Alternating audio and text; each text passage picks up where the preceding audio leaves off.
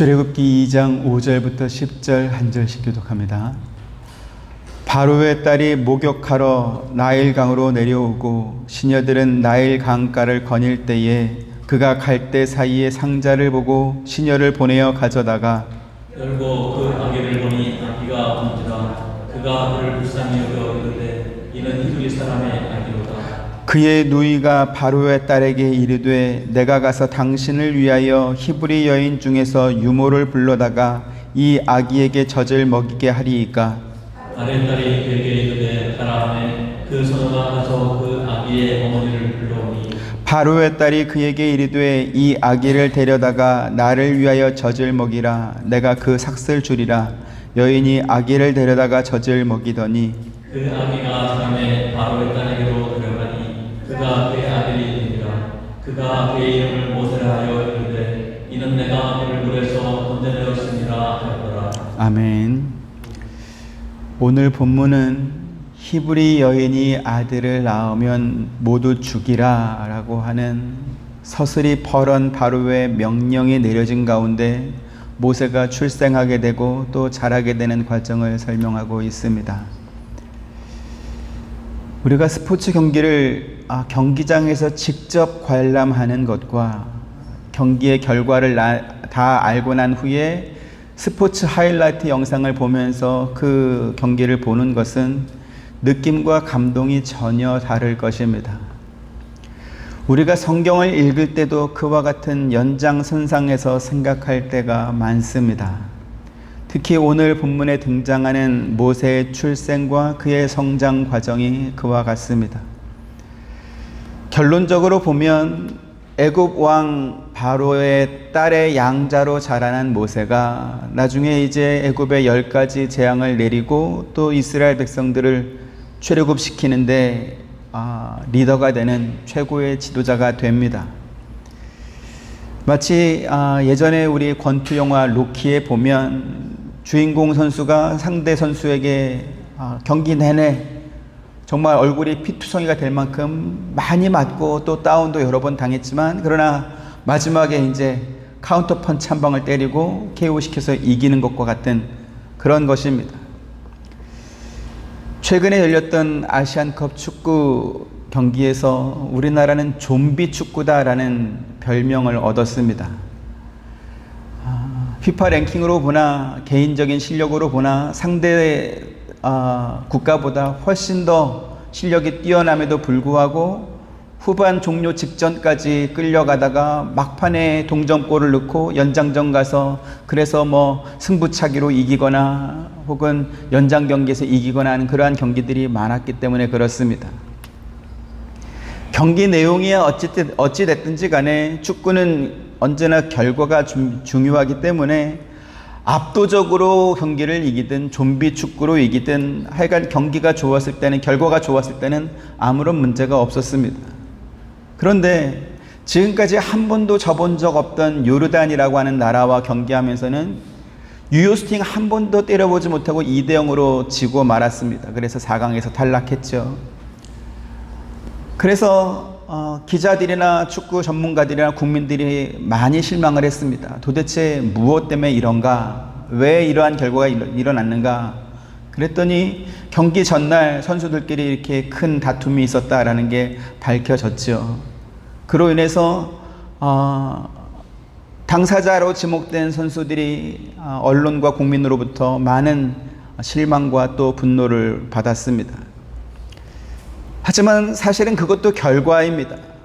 그러한 일이 경기 전날 있었음에도 불구하고 요르단과의 경기에서 우리가 이기고 그래서 결승전 가서 또 이겨서 우리가 우승했다 그러면 그 전날 무슨 탁구를 쳤든 다툼이 있었든 그것 가지고 뭐라 하지는 않았을 것이기 때문에 그렇습니다. 왜요? 언제나 사람들은 결과가 더 중요하기 때문에 그렇습니다. 우리가 성경을 읽을 때 이렇게 결과론적으로만 생각하면 안 되는 이유가 바로 여기에 있습니다. 창세기에서부터 오늘 본문까지 우리가 확인하는 것처럼 성경은 하나님을 거스르고 타락하여 멸망을 자초한 인간을 구원하기 위한 하나님의 일하심을 기록하고 있습니다. 인간의 죄는 유전되고 전염되고 오염되고 확산해서 그 죄를 멈추게 하려면 세상을 심판하는 것 외에는 다른 방법이 없었습니다. 그래서 하나님께서는 세상을 홍수로 심판하셨던 것이지요. 그러나 그 홍수 심판에서 살아남은 노아와 그 자녀들마저도 홍수 심판을 당했던 사람들과 다르지 않게 살았더라라고 하는 것이 성경의 기록이고 그것이 문제인 것입니다. 홍수로 잠겼던 세상이 드러나고 방주 바깥으로 나온 노아와 그의 가족들은 여호와 하나님께 제단을 쌓고 제물을 취하여 하나님께 번제로 드렸습니다.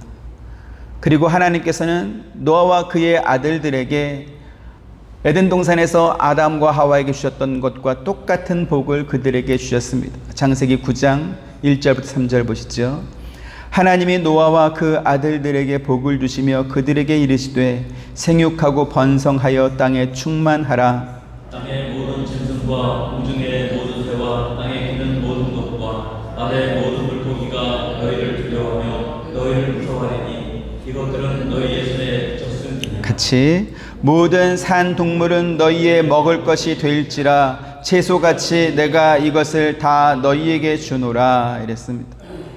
그뿐만 아니라 하나님께서는 그들에게 새로운 언약으로 무지개도 주셨습니다. 계속해서 11절부터 16절 내가 너희와 언약을 세우리니 다시는 모든 생물을 홍수로 멸하지 아니할 것이라 땅을 멸할 홍수가 다시 있지 아니하리라. 하나님이 이르시되 내가 나와 너희와 함께하는 모든 생물 사이에 대대로 영원히 세우는 언약의 증거는 이것이니라. 내가 내 무지개를 구름 속에 두었나니 이것이 나와 세상 사이의 언약의 증거니라. 내가 구름으로 땅을 덮을 때에 무지개가 구름 속에 나타나면 내가 나와 너희와 및 육체를 가진 모든 생물 사이에 내 언약을 기억하리니 다시는 물이 모든 육체를 멸하는 홍수가 되지 아니할지라. 무지개가 구름 사이에 지리니 내가 보고 나 하나님과 모든 죄를 가진 땅의 모든 생물 사이에 영원한 언약을 기억하리라. 아멘. 하나님께서 아담과 하와에게 주셨던 약속이 말씀에 불과했다면 무지개 언약은 노아뿐만 아니라 모든 사람이 눈으로 확인할 수 있는 약속이었습니다. 그래서 성경은 이 무지개의 언약을 가리켜서 육체를 가진 모든 생물이 기억할 수 있는 약속이다 이렇게 말씀하고 있는 것입니다. 하지만 노아와 아들들은 하나님으로부터 이와 같은 약속을 받고도 다시 죄를 범했습니다. 노아는 술에 취해서 벌거벗은 채로 잠을 자다가 작은 아들 함에게 자신의 수치를 보였고 잠에서 깬 후에는 그 작은 아들을 저주했습니다. 시간이 흘러서 노아의 후손들은 자기들을 위해서 성읍을 만들고 하늘 꼭대기까지 닿는 탑을 건설해서 자기들의 이름을 내고 또 혹시 하나님께서 또다시 홍수로 세상을 심판하려고 해도 우리가 그 심판을 면하자라고 했던 것입니다. 성경에서 탑을 쌓는 것은 하나님 없이 사는 사람들이 사는 방법입니다.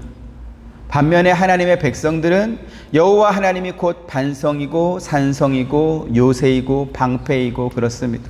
시편 18편 2절 같이 보시죠. 시작.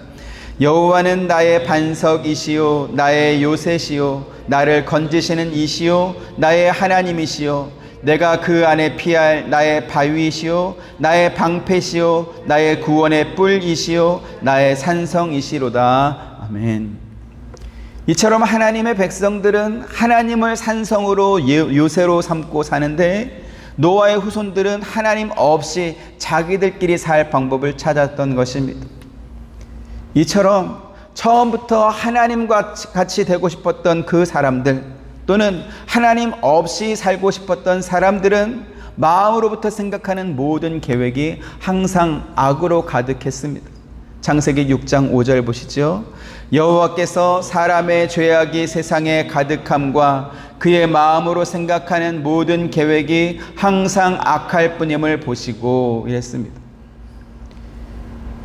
이처럼 죄악으로 가득한 사람들의 상태와는 별개로 타락하여 멸망을 자초한 인간을 구원하려고 하는 하나님의 일하심은 계속되었습니다.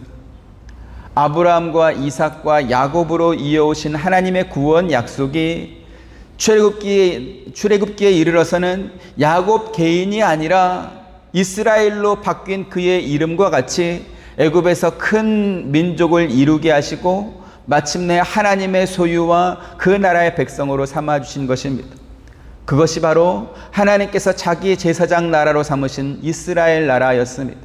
출애굽기 19장 3절부터 6절 봅니다. 모세가 하나님 앞에 올라가니 여호와께서 산에서 그를 불러 말씀하시되 너는 이같이 야곱의 집에 말하고 이스라엘 자손들에게 말하라. 내가 외국 사람에게 어떻게 하였음과 내가 어떻게 독수리 날개로 너희를 업어 내게로 인도하였음을 너희가 보았느니라. 세계가 다 내게 속하였나니 너희가 내 말을 잘 듣고 내 언약을 지키면 너희는 모든 민족 중에서 내 소유가 되겠고 너희가 내게 대하여 최선한 나라가 되며 거룩한 백성이 되리라. 너는 이 말을 이스라엘 자손에게 전할지니라. 아멘. 출애굽기 사건은 비록 모세가 그들 앞에서 인도하고 있기는 하지만 우리가 지금 읽은 말씀과 같이 하나님께서 그들을 독수리 날개로 업어서 하나님 앞으로 인도해 내신 것입니다. 하나님께서는 이 출애굽 사건을 통해서 이스라엘을 특별히 구원하여 하나님에 대하여 거룩한 나라와 제사장 백성으로 삼으셨음을 온 세상으로 하여금 알게 하길 원하셨습니다. 그리고 하나님의 이 구원 계획은 신약 시대로 넘어와서 혈통과 지역의 개념이 아니라 이제는 예수님을 믿는 모든 사람을 아브라함의 영적 자손으로 후손으로 삼아주시는 은혜를 주셨습니다. 노아나 아브라함이나 모세가 하나님께 무슨 대단한 특별한 믿음을 보여서 하나님께서 그들에게 그 보상으로 약속을 주신 것이 아니라 하나님께서 그들을 선택하여 그들에게 은혜를 베풀고 약속을 주셨습니다. 똑같은 방법으로 하나님께서는 오늘날 우리들에게도 아브라함의 믿음에 속한 자로 인정해 주시고 그리고 하나님의 은혜를 받은 상속자로 우리를 삼아 주신 것입니다. 로마서 4장 16절 17절 그러므로 상속자가 되는 그것이 은혜에 속하기 위하여 믿음으로 되나니 이는 그 약속을 그 모든 후손에게 굳게 하려 하심이라. 율법에 속한 자에게뿐만 아니라 아브라함의 믿음에 속한 자에게도 그러하니 아브라함은 우리 모든 사람의 조상이라. 기록된 바 내가 너를 많은 민족의 조상으로 세웠다 하신 것과 같으니 그가 믿음과 하나님은 죽은 자를 살리시며 없는 것을 있는 것으로 부르시는 이시니라. 아멘. 이처럼 하나님께서는 아브라함을 부르시고 모세를 부르신 것처럼 오늘 저와 여러분을 불러서 하나님의 자녀로 상속자로 삼아 주셨습니다.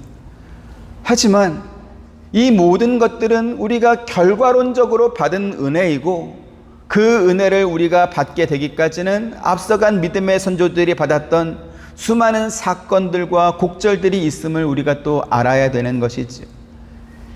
지금까지 우리가 살펴본 바와 같이 야곱이 약 70여 명의 가족들을 이끌고 애굽으로 내려와서 살던 그 430년 동안 이스라엘 백성들은 300만 명이나 되는 어마어마하게 큰 민족으로 번성해집니다.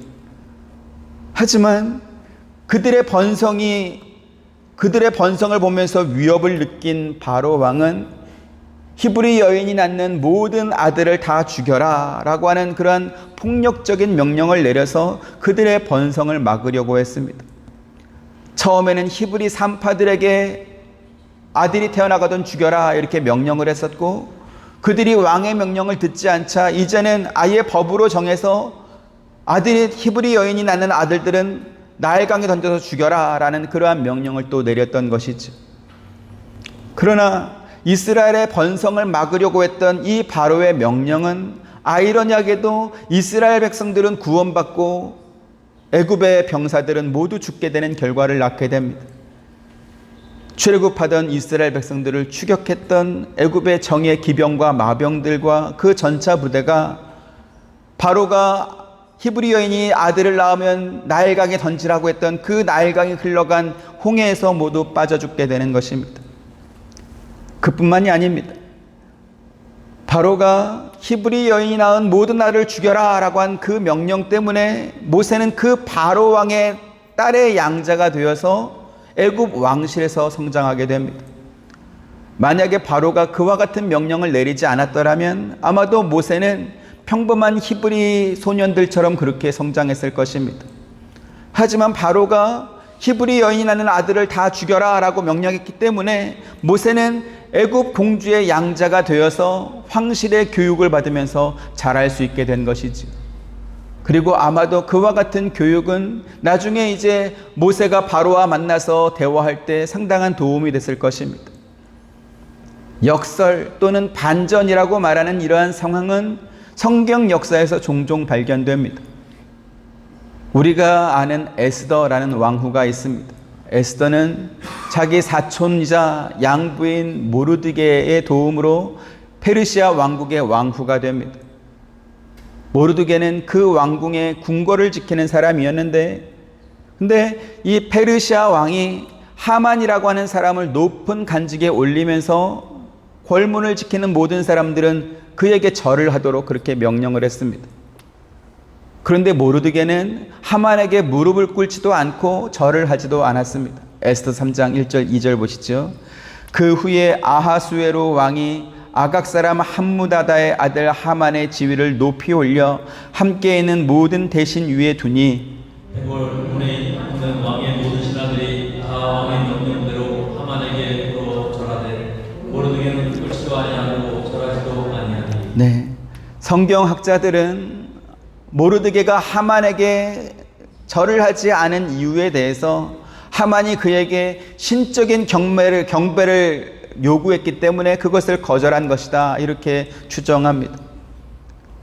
고대 페르시아 당국 당시에는 문지기들이 높은 관직에 있는 사람들이 출입할 때 코가 땅에 닿을 만큼 무릎을 꿇고 엎드려서 절하는 그러한 행위가 보편적인 관습이었다 이렇게 알려져 있습니다. 그런데 하만은 우리가 지금 읽은 말씀과 같이 왕의 특별한 명령으로 갑자기 높은 신분을 얻게 되었기 때문에 이제 하만이 궁궐에 출입할 때 그 권무를 지키는 모든 신하들이 마치 왕을 대하듯이, 고대의 왕은 거의 신과 동급이지 않았겠습니까? 그래서 왕을 대하듯이 그렇게 무릎을 꿇고 절했던 것이죠. 그런데 모르드게는 자신이 유대인임을 밝히면서 하만에게 절하는 것을 거부했던 것입니다. 계속해서 3장 3절 4절 대궐 문에 있는 왕의 신하들이 모르드게에게 이르되 너는 어찌하여 왕의 명령을 거역하느냐 하고 날마다 말하되 모르드게가 듣지 아니하고 자기는 유다인임을 알렸더니 그들이 모르드게의 일이 어찌되나 보고자 하여 하만에게 절하였더라. 네, 4절 말씀을 근거로 보면 모르드게가 왕궁을 출입하는 모든 신하에게 절하지 않은 것이 아니라 유독 하만이라고 하는 사람에게만 절하지 않은 것으로 보입니다. 왜냐하면 대궐문에 있는 왕의 신하들이 모르드게가 하만에게 절하지 않은 것을 하만에게 전했고 또 하만이 그를 찾아와서 확인한 후에 분노했기 때문에 그렇습니다. 분노에 찬 하만은 모르드게뿐만 아니라 그가 유다인임을 밝혔기 때문에 모든 유대인들을 죽이려고 계획했습니다. 특히 자기에게 절하지 않고 모욕을 준 이 모르드게를 처형하기 위해서 자기 집 뜰에다가 약 23m 높이의 장대, 교수대를 만들어 놓았습니다. 그런데 하나님께서는 하만이 만들어 오는 그 장대에 하만을 매달렸습니다. 에스더 7장 9절 10절 보시죠. 왕을 모신 내시 중에 하르보나가 왕에게 이르되 왕을 위하여 충성된 말로 고발한 모르드게를 달고자 하여 하만이 높이가 50규빗 되는 나무를 준비하였는데 이제 그 나무가 하만의 집에 섰나이다. 왕이 이르되 하만을 그 나무에 달라 하매 모르드게를 매달려고 한 나무에 하만을 다니 왕의 누가 하시니라. 네, 유대인들은 이 사건을 기념하면서 쓰라림이 기쁨으로 변하고 초상날이 축제날로 바뀐 날이요 원수로부터 풀려난 기쁜 날이라고 해서 부림절로 지금도 지키고 있습니다. 부림절은 유대력으로 아달월 14일과 15일 날로 이렇게 지키는데 우리 달력으로는 지금 이 시기입니다. 2월 말에서 3월로 넘어가는 이 중간쯤에 지키고 있고요. 그때는 큰 잔치를 베풀고 서로 선물을 주면서 지내는 절기가 바로 부림절입니다. 에스더 9장 16절 19절 왕의 각 지방에 있는 다른 유다인들이 모여 스스로 생명을 보호하여 대적들에게서 벗어나며 자기들을 미워하는 자 7만 5천 명을 도륙하되 그들의 재산에는 손을 대지 아니하였더라. 아다롤 13일에 그 일을 행하였고 14일에 쉬며 그날의 잔치를 100% 즐겼고 수산에 사는 유다인들은 13일과 14일에 모였고 15일에 쉬며 이날의 잔치를 베풀며 즐긴지라. 그러므로 시들은 유다인 곧 성이 없는 고을에 사는 자들이 아다롤 14일을 명절로 삼아 잔치를 베풀고 즐기며 서로 예물을 주더라. 네, 이처럼 성경에는 화가 바뀌어서 복이 되는 전화위복의 사건들이 있습니다. 하지만 서두에도 말씀드렸던 것처럼 사람들은 언제나 결과에만 집중하지요. 출애굽 사건이나 불임절이 생기게 된 이 과정 전체를 보고 나면 힘들고 괴로웠다라는 말조차 사치스럽게 여겨질 만큼 그들은 생사를 넘나드는 대단한 고통의 시간을 견뎌야 했던 것입니다. 그리고 그들이 묵묵히 견뎌냈던 그 시간들은 오늘날 우리에게도 힘과 용기를 줄 것입니다. 요한복음 14장 13, 14절 너희가 내 이름으로 무엇을 구하든지 내가 행하리니 이는 아버지로 하여금 아들로 말미암아 영광을 받으시게 하려 함이라. 내 이름으로 무엇인지 내게 구하면 내가 행하리. 네, 우리는 당신의 아들까지도 우리를 위해 내어주신 창조주 하나님을 믿습니다. 또한 예수님께서는 지금 우리가 읽은 말씀과 같이 우리가 당신의 이름으로 무엇을 구하든지 다 주시겠다 이렇게 말씀하기도 했습니다. 하지만 우리가 드리는 기도가 지금 읽은 말씀과 같이 늘 응답되는 것 같지는 않습니다. 그렇다 보니까 우리는 기도를 하면서도 당황스러워하거나 실망할 때가 많은 것이죠. 그리고 혹시 내가 믿음이 별로 안 좋아서 응답이 안 되나 이렇게 자기의 믿음을 의심하곤 합니다. 그래서 방법을 찾습니다. 기도 잘하는 목사님이나 권사님을 찾아가서 부탁을 하면 혹시 이 기도가 빨리 들어지지 않을까 이렇게 생각하는 것입니다. 물론 성경에는 우리가 함께 기도할 때 역사하는 힘이 크다 이렇게 말씀했습니다. 야고보서 5장 16절 그러므로 너희 죄를 서로 고백하며 병이 낫기를 위하여 서로 기도하라. 의인의 간구는 역사하는 힘이 큼이니라 이랬습니다. 하지만 그 기도 응답이 우리가 원하는 때 우리가 원하는 방법으로 이루어지는 것은 꼭 아니더라는 것이지. 그래서 우리는 오늘 본문과 또 우리가 읽은 에스더 말씀에서 확인한 것처럼 하나님께서 당신의 백성을 위하시고 구원하시는 방법을 알아야 하는 것입니다. 하나님의 통치와 섭리 사역에서 우리가 반드시 기억해야 할 것이 있습니다. 그것은 하나님께서 천지를 창조하셨을 때 그 모든 것이 하나님이 보시기에 좋았더라라는 것입니다. 특히 사람을 창조하셨던 그 여섯째 날에는 하나님이 보시기에 심히 좋았더라 이렇게 심히라는 강조어가 또 있습니다. 창세기 1장 31절 같이 보시죠. 하나님이 지으신 그 모든 것이 보시기에 심히 좋았더라. 저녁이 되고 아침이 되니 이는 여섯째 날이니라. 하나님이 가지셨던 이 마음과 이 기쁨, 이 뜻은 지금도 똑같이 이어지고 있습니다. 인간의 범죄와 타락으로 인해서 하나님께서 보시기에 심히 좋았던 이 창조 사역이 잠시 훼손되었지만 그러나 하나님께서는 심히 좋았던 그 본래의 모습으로 회복시키실 것입니다. 그것이 하나님께서 이스라엘 백성들을 제사장 나라와 자기 백성으로 삼으신 이유인 것입니다. 하나님께서는 창조주이신 하나님을 배반하고 떠난 그 인간이 멸망으로 완전히 끝나지 않도록 당신의 모든 공의와 당신의 모든 사랑을 동원하여 지금도 이 구원 사역을 이루고 계십니다. 그런데 하나님께서 이루시는 그 구원 사역은 창조 질서라고 하는 그 근거와 테두리 안에서 이루어지는 것입니다. 다시 말씀드려서 하나님께서 택하여 구원하시는 당신의 백성이라고 해서 세상의 질서와 이러한 어떤 테두리를 초월해서 살도록 하지 않는다라는 것입니다. 하나님께서는 죄와 허물로 완전히 망해버린 우리를 당신의 아들 예수 그리스도를 통해서 구원하여 창조 때 하나님께서 보시기에 심히 좋았던 원래의 상태로 회복시키실 것입니다. 하지만 우리가 지금 살고 있는 세상은 여전히 죄악으로 가득하며 사람마다 자기의 욕심을 따라 육체와 자기 마음이 원하는 대로 사는 것에 익숙한 그러한 세상이기도 합니다. 그 결과 세상은 지금도 죄를 범하고 있으며 지금도 하나님의 진노를 부르고 있습니다. 에베소 2장 3절 같이 보죠. 시작. 전에는 우리도 다 그 가운데서 우리 육체의 욕심을 따라 지내며 육체와 마음에 원하는 것을 하여 다른 이들과 같이 본질상 진노의 자녀이었더니 이랬습니다. 세상은 이렇게 자기 육체의 욕심을 따라 지내며 자기 마음이 원하는 걸 마음껏 하면서 죄를 짓는 본질상 진노의 자녀처럼 살고 있습니다. 그런데 문제는 뭐냐면 우리도 역시 하나님의 진노를 부르며 사는 세상 사람들과 별로 다르지 않다라는 것이죠. 우리 안에도 욕심이 있고 우리 안에도 죄의 본성이 여전히 남아있기 때문에 그렇습니다.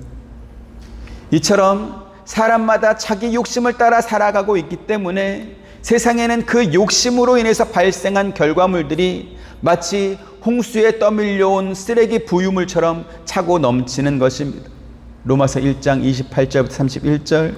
또한 그들이 마음에 하나님 두기를 싫어하며 하나님께서 그들을 그 상실한 마음대로 내버려 두사 합당하지 못한 일을 하게 하셨으니 곧 모든 우리 육수와 탐욕 아비가 가득한 자요 시기 살인 분쟁 시기 악독이 가득한 자요 수군수군하는 자요 비방하는 자요 하나님께서 미워하는 자요 능욕하는 자요 교만한 자요 자랑하는 자요 악을 도모하는 자요 부모를 거역하는 자요 우매한 자요 배악하는 자요 부정한 자요 부자리한 자라.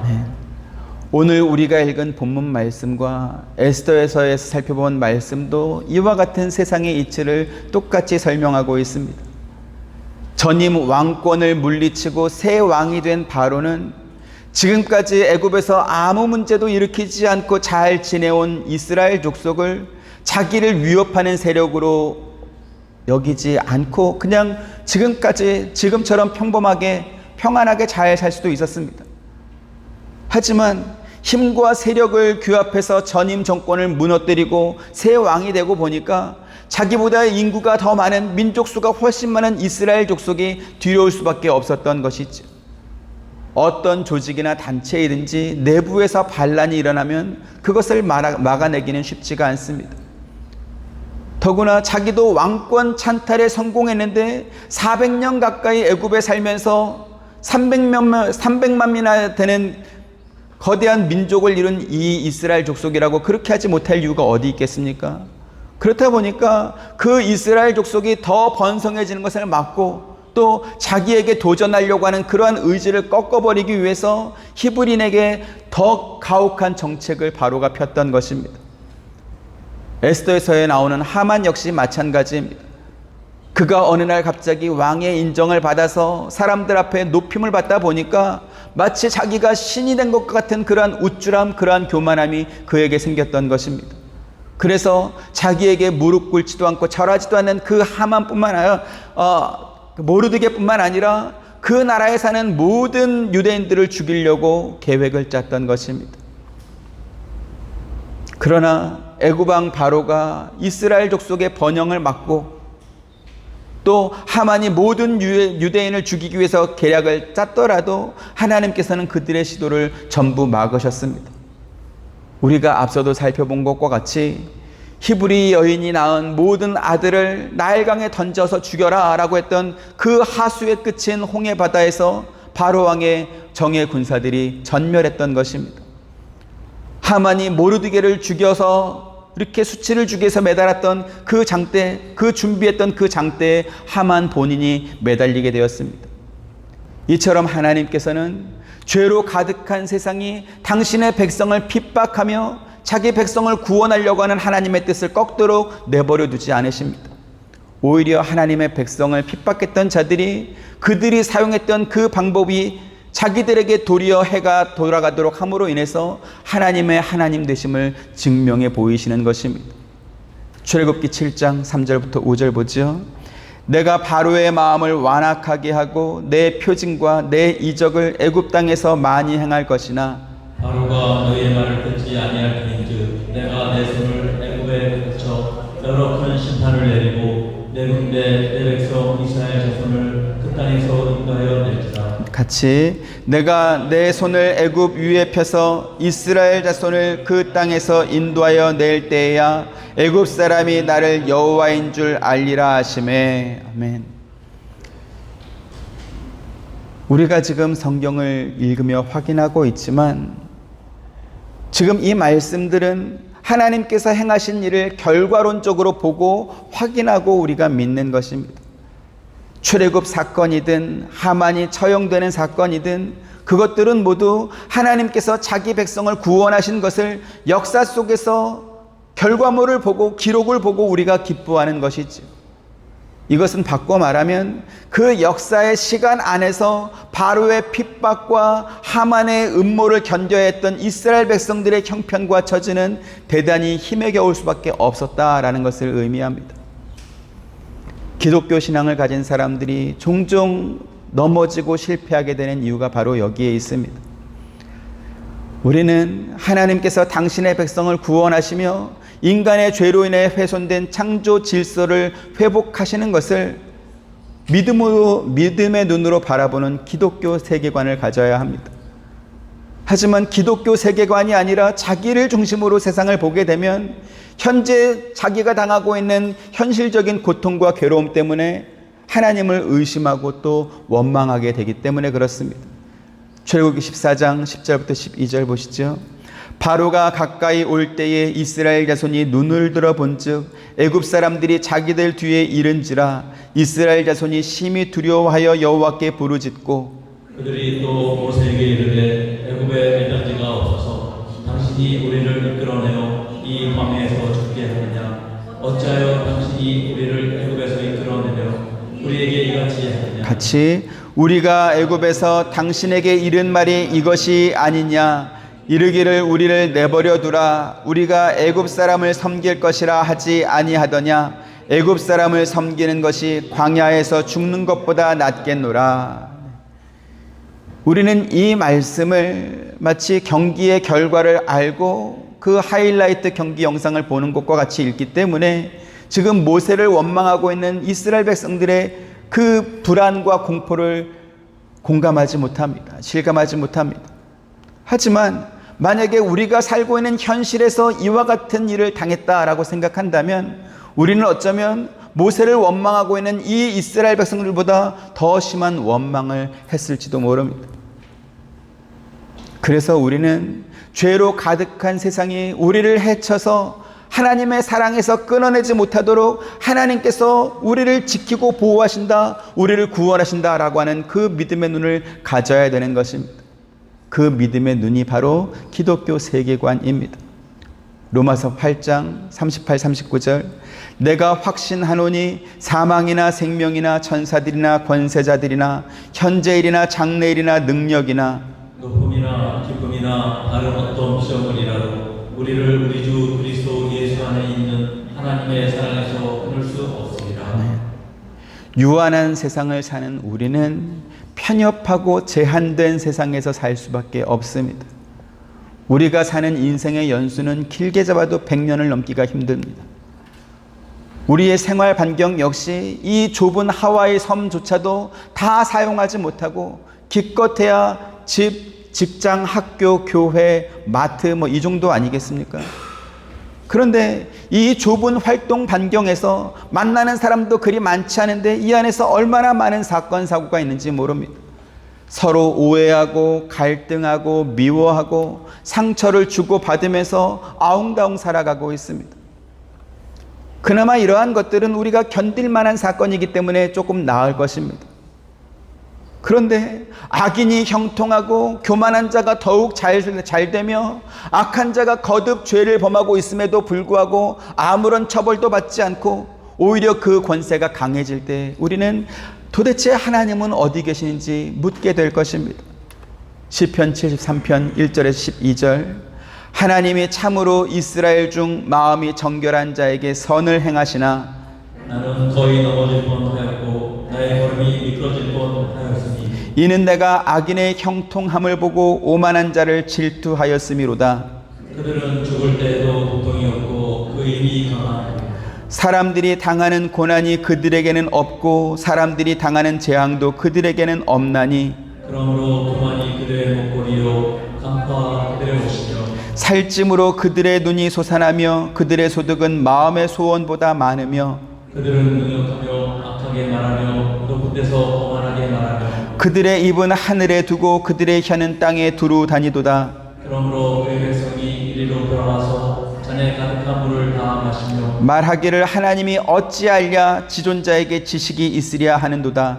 볼지어다 이들은 악인들이라도 항상 평안하고 재물은 더 불어나도다. 네, 지금 이 시는 다윗 왕이 이스라엘을 통치하던 시기에 성전에서 찬양하는 악사들을 인도하는 마치 오늘날의 그 오케스트라 지휘자와 같은 그러한 역할을 했던 혹은 성가대 지휘자 같은 역할을 했던 아삽이라고 한 사람이 쓴 시입니다.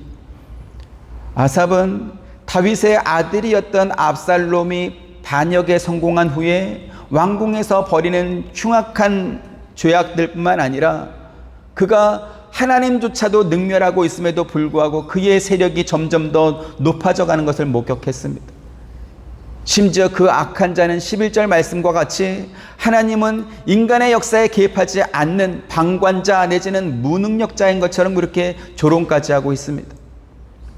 아삽은 악인의 그와 같은 모습을 보면서 거의 넘어질 뻔했다 이렇게 고백합니다. 악인이 더욱 잘되고 형통한 모습을 계속 보는 것이 그에게는 괴로움이고 고통이었기 때문에 그렇습니다. 그런데 아삽은 악인의 형통이 영원하지 않다라는 것을 하나님의 성소에 들어가서 깨달았다 이렇게 고백합니다. 16절부터 20절 내가 어쩌면 이를 알까 하여 생각한즉 그것이 내게 심한 고통이 되었더니 하나님의 성소에 들어갈 때에야 그들의 종말을 내가 깨달았나이다. 주께서 참으로 그들을 미끄러운 곳에 두시며 파멸에 던지시니 그들이 어찌하여 그리 갑자기 부패되었는가 놀랄 정도로 그들은 전멸한 같이 주여 사람이 깬 후에는 꿈을 무시함같이 주께서 깨신 후에는 그들의 형상을 멸시하시리이다. 아멘. 아삽이 성소에 들어가서 깨달은 것이 무엇이었습니까? 아삽은 성소에서 하나님의 말씀을 읽고 기도하면서 하나님께서 인간의 죄로 훼손된 창조 질서를 회복하시고 당신의 백성을 구원하신 분인 것을 깨달았습니다. 이것이 바로 기독교 세계관입니다. 그가 그 기독교 세계관을 갖게 된 것입니다. 하나님은 악한 자들을 미끄러운 곳에 두시며 파멸에 던지실 것입니다. 그들은 아침에 깨면 사라지는 꿈과 같이 순식간에 멸망을 당할 것이고 끔찍한 종말을 맞이할 것입니다. 하지만 그럼에도 불구하고 하나님께서 그렇게 일하시기 전까지 아삽은 악인이 하나님을 능멸하고 악을 행하고 있음에도 불구하고 그들이 죽을 때까지 너무나 잘 사는 모습을 목격해야 했습니다. 그러면 오늘 우리는 어떻습니까? 우리도 악한 자가 세상에서 잘 되는 모습을 목격하고 있습니다. 만약에 하나님이 살아계신다면 저 악한 사람 머리에 벼락까지는 아니더라도 이 가을 밤송이라도 몇 개 떨어뜨려 가지고 좀 아프게 줬으면 좋겠다 이런 생각을 하지 않습니까? 하지만 그것은 하나님께서 죄를 심판하는 방법이 아닙니다. 하나님은 홍수로 세상을 심판하시는 분이시며 소돔과 고모라를 불로 태우시는 분입니다. 세상에 악이 흥왕하는 것은 불태울 쓰레기 더미가 더 많아지는 것입니다. 비록 한동안은 그 쓰레기 더미에서 악취가 나겠지만 그러나 결국은 그 모든 것들이 불타 없어질 것입니다. 우리가 성경을 통해서 특히 그 안에 기록된 역사를 통해서 얻는 유익이 있습니다. 그것은 하나님께서는 자기 백성을 지키시되 끝까지 지키시는 분이시며 자기 백성이 억울함을 당하지 않도록 하나님께서 편을 들어준다라는 사실입니다. 출애굽 12장 35, 36절 이스라엘 자손이 모세의 말대로 하여 애굽 사람에게 은금 패물과 의복을 구하매 여호와께서 애굽 사람들에게 이스라엘 백성에게 그들을 죽게 하시사 그들이 구하는 대로 죽게 하시므로 그들이 애굽 사람의 물품을 취하였더라. 아멘. 오늘 한 가지만 기억하시길 바랍니다. 바로 기독교 세계관입니다. 하나님은 세상을 창조하신 분이실 뿐만 아니라 우리를 사랑하시되 자기 아들도 아끼지 않고 우리 대신 십자가에 내주실 만큼 우리를 위하시는 분입니다. 그 하나님께서 저와 여러분의 이름을 기억하시며 또한 우리의 편을 들어주고 계십니다. 우리는 오늘을 살고 있지만 그러나 우리 앞에 어떠한 결론이 있을 것을 이미 성경의 기록과 또 성경 안에 있는 역사를 통해서 알고 있습니다. 그것은 하나님께서 우리를 하나님의 영광의 자리로 인도하실 것이다 라는 것입니다. 하지만 우리가 이렇게 결론을 알고 있다고 해서 과정이 생략된다거나 혹은 그 과정을 대충 넘어가는 그러한 법은 없습니다. 마치 중국의 황사나 미세먼지가 대한민국을 넘어서 일본과 그 LA까지 이렇게 영향을 끼치는 것처럼 사람마다 자기 욕심을 따라 살면서 만들어내는 그 죄의 영향을 우리는 받을 수밖에 없다라는 것이죠. 다른 사람들은 죄를 범하지만 나는 죄를 범하지 않습니까? 우리도 사실 똑같습니다. 그래서 우리가 세상에 사는 동안은 서로 영향을 주고받으면서 살 수밖에 없습니다. 이스라엘 백성들이 애굽에서 학대를 견뎌야 했고 에스더 시절에 유대인들이 그 하만의 계략 때문에 죽음의 공포 속에서 살 수밖에 없었던 그러한 것과 같은 이치인 것입니다. 그러나 영화의 주인공이 고난을 많이 당할수록 주인공의 영광이 마지막에 더욱 커지는 것과 같이 오늘 저와 여러분들의 오늘이 힘들다면 장차 우리 앞에 있을 영광이 더욱더 클 것입니다. 그 영광을 우리 손으로 만들어야 한다면 그것은 불가능이겠지만 그 영광을 하나님께서 우리 손에 쥐어줄 것이기 때문에 오늘 우리가 힘있게 세상을 살 수 있는 이유이기도 합니다. 이것이 바로 기독교 세계관이며 이것이 바로 우리가 가져야 될 믿음인 것이지. 저와 여러분들이 그와 같은 믿음의 눈으로 세상을 바라보시고 또 오늘 당하는 여러 가지 어려운 일과 또 힘든 여건 속에서도 하나님을 믿는 믿음으로 이겨내시기를 주님의 이름으로 축원드립니다. 은혜로우신 아버지 하나님 감사합니다. 우리는 연약합니다. 우리는 부족합니다. 우리의 눈은 항상 내 눈앞에 있는 것만 바라보고 있기 때문에 힘들고 어려우면 원망과 불평이 먼저 나오고 잠시 좋았더라도 또 나쁜 일이 생기면 또다시 불평하고 슬퍼하는 우리들입니다. 하나님, 우리에게 믿음의 눈을 허락하여 주옵시고 기독교 세계관을 갖게 하여 주셔서 이스라엘 백성들이 바로의 폭정을 이기고 또 에스더 시대에 하만의 그 계략에 이스라엘 백성들이 유대인들이 근심하고 슬퍼했지만 그러나 하나님께서 그 모든 상황을 역전시켜서 하나님의 뜻을 이룬 것과 같이 오늘 우리들도 하나님의 보호와 하나님의 손 안에서 보호받을 줄 믿습니다. 회복될 줄 믿습니다. 이러한 신앙의 눈으로 오늘을 잘 견뎌내며 잘 살아내는 믿음의 삶을 살아내는 우리 모두가 되도록 인도하여 주옵소서. 예수님의 이름으로 기도합니다. 아멘. 지금은 우리 주 예수 그리스도의 은혜와 하나님의 크신 사랑과 보혜사 성령님의 감화감동 교통하심이 기독교 세계관을 갖고 이 땅을 힘차게 살아가길 원하는 사랑하는 모든 성도님들의 머리 위에와 가정과 생업과 하시는 모든 일 가운데 지금부터 영원토록 함께 있기를 축원하옵나이다. 아멘.